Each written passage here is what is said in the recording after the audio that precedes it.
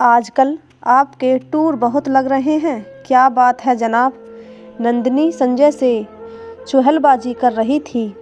क्या करूं, नौकरी का सवाल है, नहीं तो तुम्हें छोड़कर जाने का मेरा मन बिल्कुल भी नहीं करता है। संजय ने भी हंसी का जवाब हंसी में दे दिया। पहले तो ऐसा नहीं था, फिर अचानक इतने ज़्यादा टूर क्यों हो रहे हैं? इस बार नंदिनी ने संजीदगी से पूछा था। तो क्या घर बैठ जाऊं? संजय को गुस्सा आ गया। इसमें इतना गुस्सा होने की क्या बात है, मैं तो यूं ही पूछ रही थी, नंदिनी बोली। जैसा कंपनी कहेगी वही करना पड़ेगा। ठीक है, पर तुम मुझ पर शक कर रही हो, संजय ने कहा। जैसे मैं किसी और से मिलने जाता हूँ, है ना? अरे मैं तो मजाक कर रही थी, नंदिनी ने कहा। तुम्हारे मन में ऐसे ऐसे ख्याल आ जाते हैं जिनका कुछ भी मतलब नहीं होता है। अच्छा बाबा, माफ़ कर दो, मैं तो इसलिए कह रही थी कि गर्मी की छुट्टियों में हम सब बच्चों के साथ कहीं बाहर घूमने चलें। नंदिनी जैसे अपनी सफाई पेश कर रही थी। ठीक है, देखते हैं, संजय ने कहा। एक दिन घर के कामकाज निपटाकर नंदिनी छत पर चली गई थी। तभी दरवाजे की घंटी बजी। जब दरवाज़ा खोला तो सामने पड़ोसन रागनी खड़ी थी। आओ रागनी भाभी, अचानक कैसे आना हुआ? नंदिनी ने पूछा। तुम्हें पता है नंदिनी कि आजकल कॉलोनी में क्या हो रहा है? ऐसा क्या हो रहा है जो मुझे नहीं पता? अरे पिछले कई दिनों से एक पगली इस कॉलोनी में आई हुई है और सब बच्चे उसे छेड़ते रहते हैं। हाँ, मैंने भी उसे देखा है, पर बच्चों को ऐसा नहीं करना चाहिए। अभी वे दोनों बातें कर ही रही थी कि बाहर बहुत शोर सुनाई दिया। दोनों घर के बाहर आ गईं। नंदिनी ने देखा कि एक लड़की भाग रही थी और कुछ बच्चे उसके पीछे भाग रहे थे। नंदिनी ने उन बच्चों को डांट लगाई और उसे अपने साथ घर में ले आई। अंदर आते ही वह लड़की बेहोश हो गई। नंदिनी ने उसके चेहरे पर पानी के छींटे मारे। होश में आने पर वह नंदिनी से लिपटकर रोने लगी। नंदिनी ने लड़की से उसका नाम पूछा, लेकिन वह चुप रही। फिर वह ज़ोर ज़ोर से चिल्लाने लगी और नंदिनी से ऐसे लिपट गई जैसे उसे कुछ याद आ गया हो। नंदिनी ने उसे आराम से बैठाया और उसे खाने को दिया तो वह फटाफट 5-6 रोटियां खा गई, जैसे बहुत दिनों से भूखी हो। कौन हो तुम? पड़ोसन रागनी ने उस लड़की से पूछा तो वह चुप रही।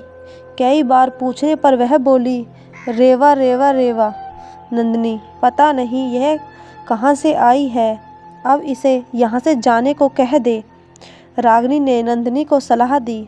कैसी बातें कर रही हो भाभी, कुछ देर आराम कर ले, फिर जाने को कह दूंगी, नंदिनी बोली। देख, मैं कह रही हूँ कि ऐसे लोगों से दूर ही रहना चाहिए, रागनी ने उसे फिर से समझाया कि कोशिश की। भाभी, आपको पता है कि मैं एक एनजीओ के साथ काम कर रही हूँ, मैं उनसे बात करूँगी, आप परेशान ना हो, नंदिनी बोली। ठीक है, जैसी तुम्हारी मर्जी, कहकर रागनी चली गई। नंदिनी जब वापस आई तो देखा कि वह लड़की कमरे के एक कोने में दुबकी डरी सहमी बैठी थी। नंदिनी ने उसे आवाज़ लगाई, रेवा। वह कुछ नहीं बोली, बल्कि और सिमट कर बैठ गई। नंदिनी उसके पास गई और पूछा, रेवा नाम है ना तुम्हारा? उस लड़की ने धीरे से अपना सिर हाँ में हिला दिया। नंदिनी ने उससे कहा, देखो डरो नहीं, बताओ तुम कहाँ से आई हो, हम तुम्हें तुम्हारे घर पहुँचा देंगे। वह लड़की इतना ही बोली, मेरा कोई घर नहीं है बीवी जी। नंदिनी को हैरानी हुई कि यह तो कहीं से पागल नहीं लग रही है। अचानक उस लड़की ने नंदिनी के पैर पकड़ लिए। नंदिनी को उसका बदन गर्म लगा। ऐसा लगता था जैसे उसे बुखार हो। अच्छा ठीक है, आज की रात तुम यहीं रह जाओ, कल मैं तुम्हें अपनी संस्था में ले जाऊंगी। बीवी जी,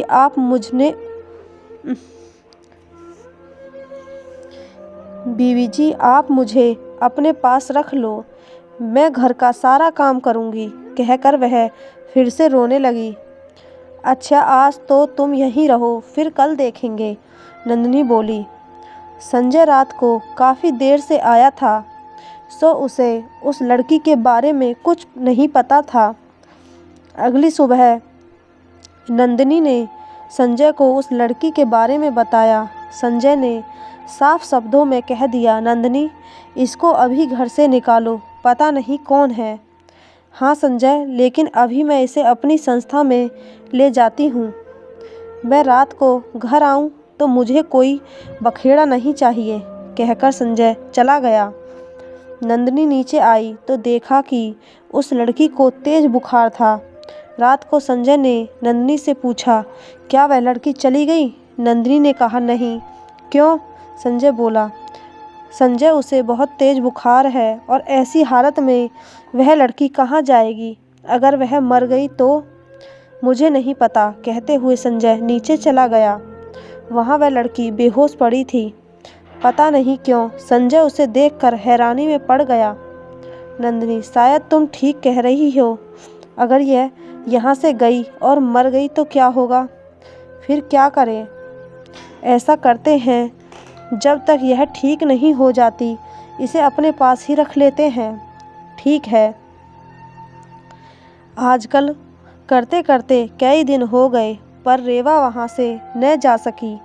वैसे नंदिनी अब तक सिर्फ इतना ही जान पाई कि वह एक पहाड़ी लड़की थी और किसी बाबूजी से मिलने आई थी। तुम्हें यहाँ कौन छोड़ गया है? नंदिनी ने पूछा। मेरे गांव में कई लोग यहाँ पर फेरी लगाने आते हैं, उन्हीं लोगों के साथ मैं भी आ गई।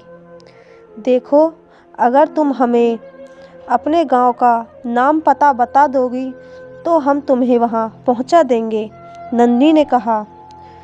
मैं पहली बार अपने गांव से बाहर निकली हूँ और मुझे तो यह भी नहीं पता कि मेरे गांव का क्या नाम है। पता नहीं वह सच बोल रही थी या नहीं, पर नंदिनी को उसकी बातों पर कभी भरोसा होता जाता तो कभी नहीं। अभी रेवा को आए कुछ समय ही बीता था कि नंदिनी को पता चला कि वह माँ बनने वाली है। नंदिनी हैरानी में पड़ गई कि अब वह क्या करे। उसने रेवा से पूछा कि यह सब क्या है, कौन है इस बच्चे का पिता? लेकिन रेवा का एक ही जवाब होता, बीवी जी, मुझे नहीं पता। शायद पागलपन के दौरे में मेरा किसी ने फ़ायदा उठा लिया होगा। तो याद करने की कोशिश तो कर, शायद याद आ जाए। नहीं बीवी जी, क्योंकि जब मुझे दौरा पड़ता है तो उस वक्त की सारी बातें मैं भूल जाती हूँ। नंदिनी को कुछ भी समझ नहीं आ रहा था कि वह क्या करे। उसने संजय से बात की। यह सब सुनकर वह भड़क उठा। मैंने तो पहले ही कहा था कि इस झंझट में मत फंसो, अब भुगतो। तो क्या उसे घर से निकाल दूं? अब क्या घर से निकालोगी? रहने दो अब। नंदिनी ने अपनी पड़ोसियों से बात की। सबने यही राय दी कि उसे फ़ौरन घर से निकाल देना चाहिए, पर नंदिनी रेवा को वहाँ से जाने के लिए एक बार भी नहीं कह पाई। रेवा के माँ बनने का समय भी आ गया था। नंदिनी अब तक एक बड़ी बहन की तरह रेवा की देखभाल कर रही थी। रेवा को एक बहुत ही प्यारा बेटा हुआ। उस बच्चे को देखकर नंदिनी को अपने बच्चों के बचपन याद आ गए। ठीक होने के बाद रेवा ने फिर से घर के काम करने शुरू कर दिए थे।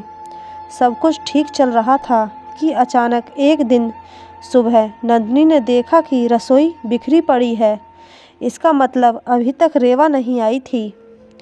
कुछ देर उसका इंतज़ार करने के बाद नंदिनी उसके कमरे में आई तो देखा कि रेवा के कमरे में नहीं थी और उसका बच्चा पलंग पर सो रहा था।